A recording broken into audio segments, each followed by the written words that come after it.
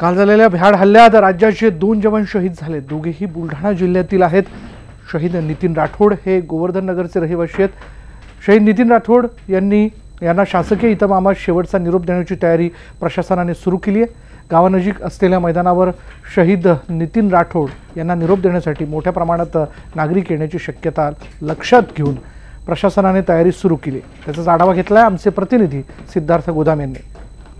काल झालेल्या भ्याड हल्ल्यामध्ये बुलढाण्याचे 2 जवान शहीद झालेले आहेत। त्यातला एक जवान जो आहे लोणार जवळील गोवर्धन नगरचा आहे।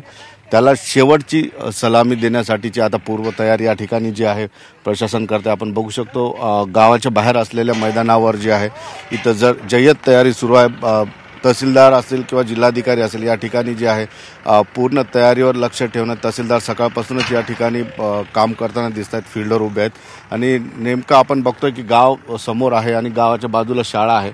शाळेच्या समोर असलेल्या या भव्य पटांगणावर या वीर योद्ध्याला शेवटचा निरोप देण्यासाठी तेवढीच तयारी या ठिकाणी केलेली आहे। ग्रामपंचायतचे सदस्य या ठिकाणी दादा काय काय तयारी या ठिकाणी संपूर्णपणे अंतिम संस्काराची तयारी झालेली आहे आणि प्रशासकीय नियमानुसार उद्या सकाळी 9 वाजेच्या सुमारास अंतिम संस्कार या ठिकाणी होईल आणि पुन्हा या नितीन दादांच्या जाण्यानं या गावावरती अतिशय शोककळा पसरलेली आहे।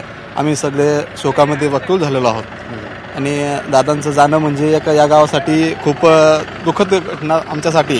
काय दादांची काय आठवण आहे? दादांची आठवण म्हणजे ते आम्हाला नेहमी मार्गदर्शन करायचे, व्यायाम कर, असंच करा, स्पर्धा परीक्षेचा हे करा, त्यांची पूर्ण तयारी आम्हाला ते नेहमी देत असत। फोनवरून घरी आले की सुट्टीवर त्या आम्हाला वारंवार ती सूचना देत असत। दादांचं काय या ठिकाणी जे आहे कशा पद्धतीने उद्या त्यांना निरोप दिला जाईल?